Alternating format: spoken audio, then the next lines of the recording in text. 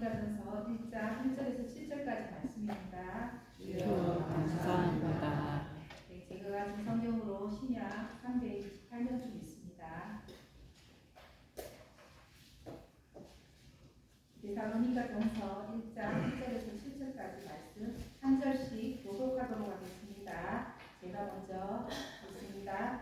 바울과 실로아노와 디모데는 하나님 아버지와 주 예수 그리스도 안에 있는 데살로니가인의 교회에 편지하노니 은혜와 평강이 너희에게 있을지어다. 우리가 너희 모두 말미암아 항상 하나님께 감사하며 기도할 때에 너희를 기억하는 너희의 믿음의 역사와 사랑의 수고와 우리 주 예수 그리스도에 대한 소망의 인내를 우리 하나님 아버지 앞에서 끊임없이 기억하리니 하나님의 사랑하심을 받은 문제라 너희를 택하심을 아노라. 이는 우리 복음이 너희에게 말로만 이룬 것이 아니라 또한 능력과 성령과 큰 확신으로 된 것이라. 우리가 너희 가운데서 너희를 위하여 어떤 사람이 된 것은 너희가 아는 바와 같으니라. 너희는 하나님 가운데서 성령의 기쁨으로 말씀하시다가 우리와 주를 본받은 자가 되었으니 7절 합독하시도록 하겠습니다. 그러므로 너희가 마게도냐와 아가야에 있는 모든 믿는 자의 공동이 되었느니라. 아멘. 네, 오늘 함께 나눌 말씀이 잠자던 우리의 심령을 깨우고 결단하는 시간이 되었으면 하는 마음으로 오늘 말씀을 준비했습니다. 옆에 분에게 이렇게 인사 한번 해보도록 하겠습니다. 꿈꾸는 평행교회를 만듭시다. 다시 한번 인사하겠습니다. 우리가 함께 만듭시다. 교회를 함께 만들어가시는 저의 여러분이 되었으면 좋겠습니다. 네, 오늘 말씀 속에 데살로니가는 마게도냐에서 가장 크고 중요한 도시였습니다. 소아시아와 로마를 잇는 도로가 지나고 있었고 항구가 있어서 일찍부터 무역의 중심지가 되었습니다. 종교적으로는 많은 신들과 황제 숭배로 혼탁한 도시이기도 했습니다. 데살로니가 교회는 바울이 2차 전도 여행 때 처음 복음을 전했던 곳입니다. 빌립보에서 복음을 전하다가 핍박으로 인해 빌립보를 떠난 후 실라와 디모데와 함께 도착한 곳이 데살로니가입니다. 사도행전 17장에 의하면 바울은 데살로니가에서 유대인의 회당에 들어가 3주 동안 성경을 강론하며 예수가 그리스도임을 전했습니다. 그러자 야손과 몇 형제들을 비롯하여 경건한 헬라의 큰 무리와 적지 않은 비부인이 바울과 신라를 따랐습니다. 이와 같은 반응을 보이자 유대인들을 시기하여 바울 일행을 백성에게서 끌어내려고 찾았지만 실패했습니다. 그러자 바울과 신라를 후원하고 있는 야손과 몇몇 형제들을 끌고 읍장에게 가서 바울 일행을 고소했습니다. 죄목은 치안을 어지럽히고 황제의 명을 거역했다는 것입니다. 야손 형제들을 보호하기 위해 바울 일행은 밤에 급히 데살로니가를 떠납니다. 베레아에서 복음을 전하고 아덴에 도착한 바울은 데살로니가 교회를 염려하여 디모데를 데살로니가로 보내게 됩니다. 그 사이에 바울은 아덴을 떠나 고린도에 이르고 데살로니가에서 돌아온 디모데로부터 데살로니가 교회에 대한 긍정적인 소식을 들은 후 고린도에서 오늘 읽은 말씀인 데살로니가 전서를 쓰게 됩니다. 오늘 말씀 속에 데살로니가 교회는 어떤 교회라고 이야기하고 있습니까? 오늘 말씀 속에 데살로니가 교회는 믿음의 역사, 사랑의 수고, 소망의 인내가 있는 교회라고 말씀하고 있습니다. 믿음의 역사는 단순한 지적인 동의나 감정적인 확신을 넘어서는 실제적인 행동으로 나타나는 믿음을 의미합니다. 데살로니가 교인들의 믿음이 실제적인 삶의 변화와 행동으로 나타났음을 보여주고 있습니다. 이러한 믿음의 역사는 몇 가지 특징을 가지게 되는데요. 실천적인 믿음의 표현으로 일상생활에서 구체적인 행동으로 하나님의 말씀에 대한 순종으로 살아가게 한다는 것입니다. 또한 사랑의 수고는 그리스도인의 사랑이 단순한 감정이나 말이 아닌 실제적인 수고와 헌신으로 나타나는 오늘 말씀 3절에 보면 사랑의 수고라는 표현이 나옵니다. 여기서 수고는 코포스라는 헬라어인데 이 코포스는 그냥 단순히 수고한다는 말이 아니라 노동 또는 매질, 고된 일, 고통 이런 표현으로 코포스라고 합니다. 그러니까 코포스라는 뜻은 고통이 있고 아픔이 있는 수고를 말하는 것입니다. 하나님께서 저희들의 죄를 위하여 독생자를 아낌없이 내어주신처럼 예수님께서 십자가를 지신 수고와 고통을 온 인류를 구원하시고자 하는 예수님의 사랑 때문이었습니다. 복음이 증거되는 일에는 반드시 사랑의 수고가 따릅니다.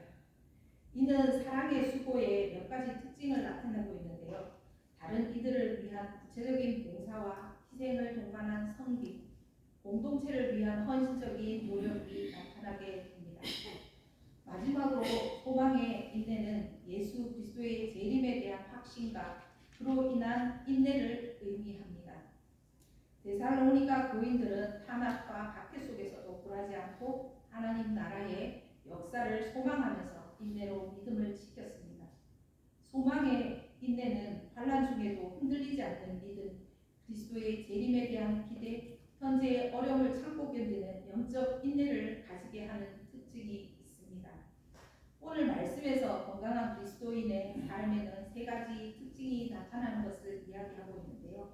믿음은 반드시 행동으로 나타나야 한다는 것이고, 사랑은 구체적인 수고와 섬김으로 표현되어야 하며, 소망은 현재의 어려움을 견디게 하는 힘이 된다는 것입니다.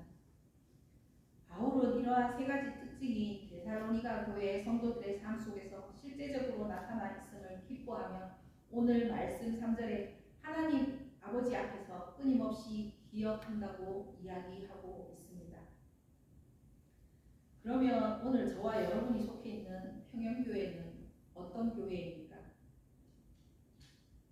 대구의 섬유 산업이 한창 왕성하던 시절인 1974년 8월 5일 산업 선교를 위하여 침상교회에서 대구 산업 선교회 소속인 김상혜 전도사님을 세워서 1975년 9월 28일 당시 전도사님이셨던 김상혜 원로 목사님과 제3교회 창립 예배를 드렸습니다.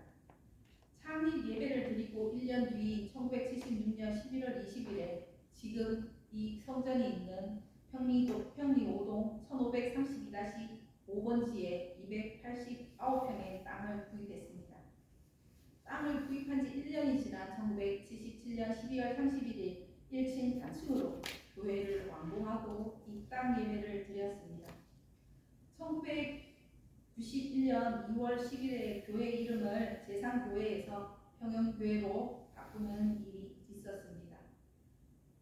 1995년 6월 29일에는 모스크바에 교회를 개척 설립했습니다. 제가 어제 저녁에 네이버님에게 물어보았습니다. PPT 좀 부탁드리겠습니다. 네, 이곳은 지금 네이버에 실시간 검색하시면 2002년 3월 한국기도공보에 실린 기사입니다. 대구 평영교회에서 개척한 쇼킨스 카약 교회라고 소개를 하고 있습니다. 이 자리에 계신 분 중에 혹시 이 개척교회를 설립할 때 우장로님이 가셨는지, 제가 요람을 열심히 하긴 했는데 석부장로님하고 우장로님하고 계셨을 것 같기는 같습니다. 일단 가셨는지 제가 여쭤보진 않았는데요. 저도 기회가 되면 러시아에 가서 이 교회가 잘 있는지 보고 싶습니다. 어쨌든 한국교회 이게 장신대에서 러시아를 방문하면서 기사를 썼던 내용인데요. 저희 평영교회는 그런 일이 있었습니다. 2022년 9월 10일에는 1977년에 지었던 구성전을 철거하고 작년 2024년 6월 2일 지금의 예배드리고 있는 새 성전을 지어서 입당 예배를 드렸습니다. 평영교회는 믿음의 역사, 스토리가 있는 교회입니다. 올해 평영교회는 창립 50주년을 맞이합니다.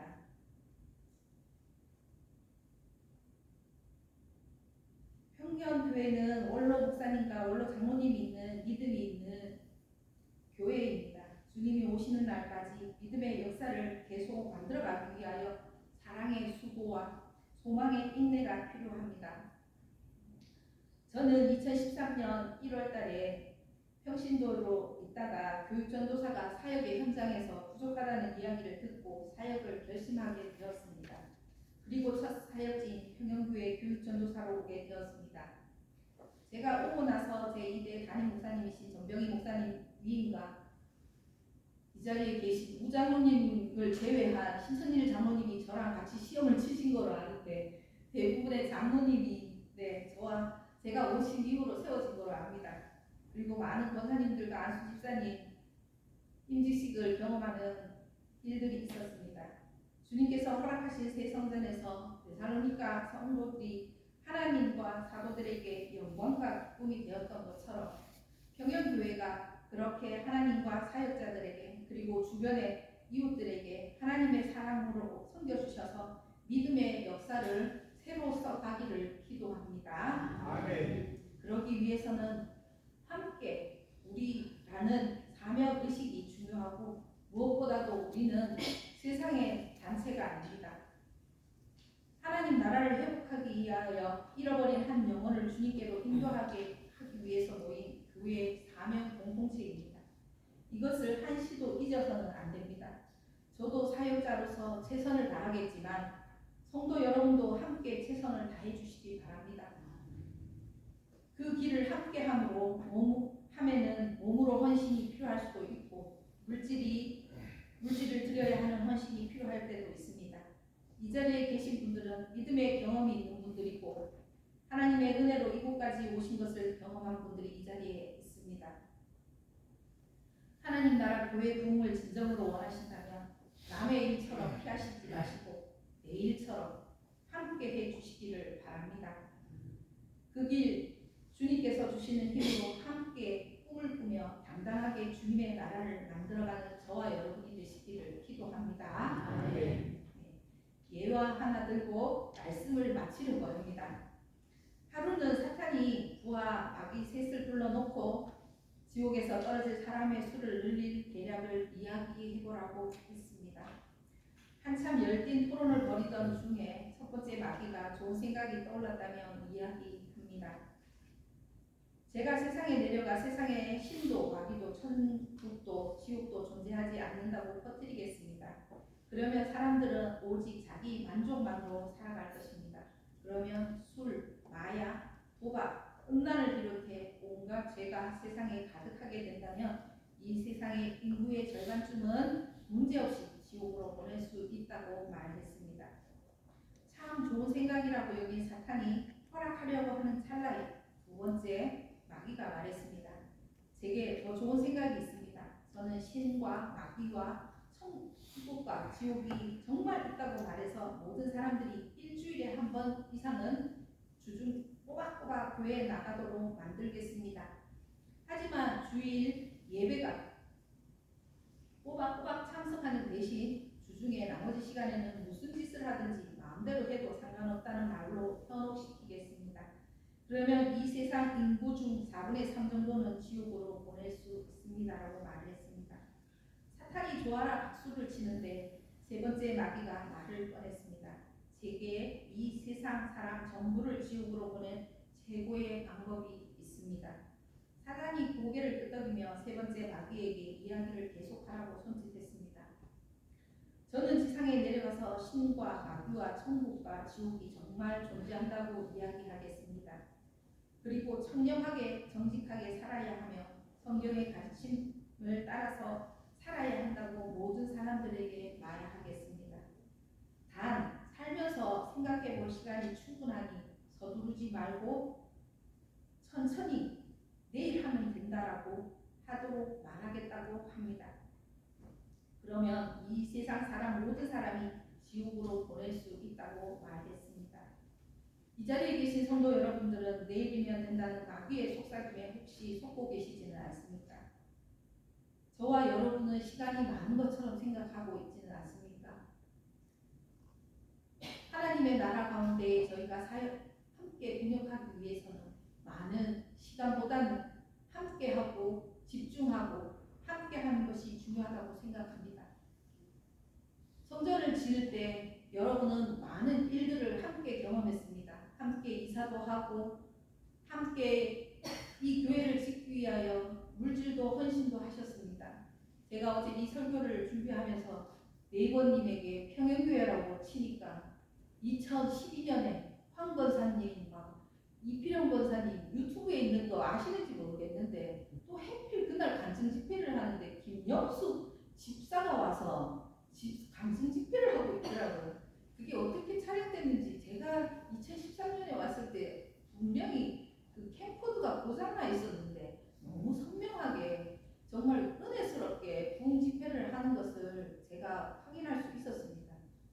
네, 궁금하신 분은 네이버에 모스크바 평양교회라고 치니까 밑에 이어전도에 우리 동의권사님하고 율동하시는 것도 나오고 저희 또 아동부의 아이들 축구대회 나갔던 영상도 뜨고 하던데 저희 평양교회는 그냥 있는 교회가 아니고 50년 역사를 가지고 있고 네이버님에게도 우리 평양교회 치면 나오는 교회입니다. 앞으로 저희들의 시대는 바뀌고 있어서 예전처럼 복음을 전도지를 갖고 나가지는 못하지만 다양한 방법으로 죽어가는 영혼들에게 교회를 말씀을 알릴 필요가 있습니다. 그리하여 정말 이 빈자리 함께 채우실 거지요? 아멘. 그러려면 몸도 헌신을 하셔야 되고 창립 50주년을 맞이하여 정말 하나님께서 받으신 은혜를 정말 물질로 저희가 헌신할 필요성이 있는 것 같습니다. 저희가 받은 은혜를 세상 사람들에게 흘려보내려면 정말 많은 것들이 필요하지만 무엇보다도 저희가 은혜를 회복해야 합니다. 그렇지 않으면 하나님께 드리는 헌금도 헛것이 될 수도 있고 저희가 드리는 몸의 헌신도 헛것이 될 수가 있습니다. 저의 사역의 원칙이 있다면 제 마음이 기쁘지 않으면 그 일을 하지 말라, 이런 것이 제 신앙의 원칙입니다. 평행교회 이 자리에 계신 분들은 기쁨으로 이 자리에 계신 줄 믿습니다. 네, 그래서 올 한 해 정말 50주년 여러분이 이 교회에 입당하실 때 어떻게 했는지 모르겠지만 저는 한없는 사실은 은혜입니다. 첫 사역지에서 이렇게 전도사가 교육전도사로서 오래 있기도 힘들고 교회를 성전 짓고 2대 목사님도 하고 3대 목사님도 지금 청빙 절차를 밟고 있고 정말 교육전도사로는 세우할 수 없는 많은 일을 지금 여러분과 제가 경험하고 있습니다. 정말 이 자리에 계신 우리 김우곤 장로님 은퇴하시기 전에 이 자리를 가득 채워서 정말 평양교회가 이 주위에 죽어가는 영혼들에게 은혜를 끼치는 그런 평양교회 되었으면 좋겠습니다. 네, 그래서 내일부터 힘을 좀 내주시기 바랍니다. 나라를 위해서도 기도하셔야 되고 지금 기도할 제목들이 많이 있습니다.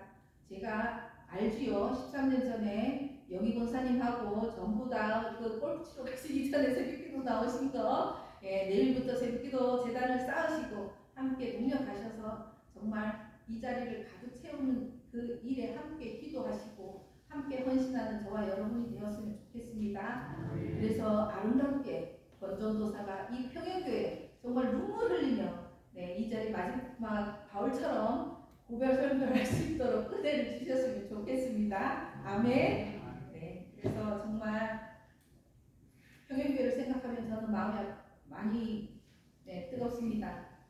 여러분이 아실지 모르지만 저도 나름대로는 여러분이 저에게 주시는 많은 은혜가 있고 저도 이 교회를 위하여 제가 가진 거를 섬기려고 하고 있습니다. 네. 그래서 정말 제가 3년 안에 저희 남편한테 선언한 게 있거든요. 시골 가야 됩니다. 여기 대부분 아실 수는 있는데 3년 안에 저 시골 가야 되니까 그전에는 동의권사님 몇 명 찍으실래요? 제가 500명 찍어야 이 교회를 간다 하면 나갈 수 있다는데 네, 제가 499명이면 평양교회를 못 떠나고 500명이 돼야 이 교회를 떠날 수 있다고 합니다. 그러니까 여러분이 정말 짜장면 대위 잘 해서 저희가 정말 아름답게 소문내서 제가 3년 안에 평양교회를 떠날 수 있도록 함께 해주실 거지요? 이런 분은 역적입니다. 네, 유권사님 설마 안 보내시려고 그러시진 않겠죠? 그래서 저희가 정말 함께 만들어서 정말 아름다운 평양교회 모스크바에 정말 남의 이방 나라의 교회 세웠던 것처럼 저희도 분립개척이라는 것을 대한민국에서 한번 해볼 수 있는 평양교회 되었으면 좋겠습니다. 네, 그렇게 해주실 것을 믿고 기도하겠습니다. 사랑하는 하나님 아버지 감사합니다. 연약한 종 정말 부족한 거 많지만 하나님께서 평양교회 많은 성도님들이 저를 사랑하여 주셔서 이 자리까지 있습니다. 아버지 하나님, 평양교회 50년 역사 속에 하나님께서는 많은 일들을 하셨습니다. 아버지 하나님, 그 일 가운데 주님 함께 하셨던 것처럼 아버지 하나님 나라를 위하여 크게 쓰임받기를 원합니다. 부족한 여종에게 이 은혜를 허락하시고 평양교회 모든 성도님들 가정가정에 축복을 주셔서 아버지 하나님 교회 일에 집중할 수 있도록 모든 일을 주님께서 책임져 주시옵소서. 그리하여 하나님의 나라 가운데에 평양교회가 다시 한번 성령의 불길이 있게 하셔 주시옵시고 저희들이 무슨 일을 하든지 기쁨으로 그 일을 감당할 수 있는 저희들에게 해 주시옵소서. 아버지 하나님, 연약한 가운데 있지만 아버지 하나님 할 수 있다 하시는 주님이셨사오니 아버지 하나님, 저희가 믿고 하나님의 믿음으로 나아갑니다. 아버지 하나님, 정말 그 믿음이 흔들리지 않도록 저희들에게 성령 충만함을 더 입혀 주시옵소서. 아름다운 평양교회 가운데 함께 주님과 함께 그 발길을 아버지 하나님께 걸어가서 정말 모든 것 주님께서 하셨음을 아버지 하나님 고백할 수 있는 저희들에게 해 주시옵소서. 그렇게 해주실 주님을 찬양하고 예수님 이름으로 기도드렸습니다. 아멘. 찬송가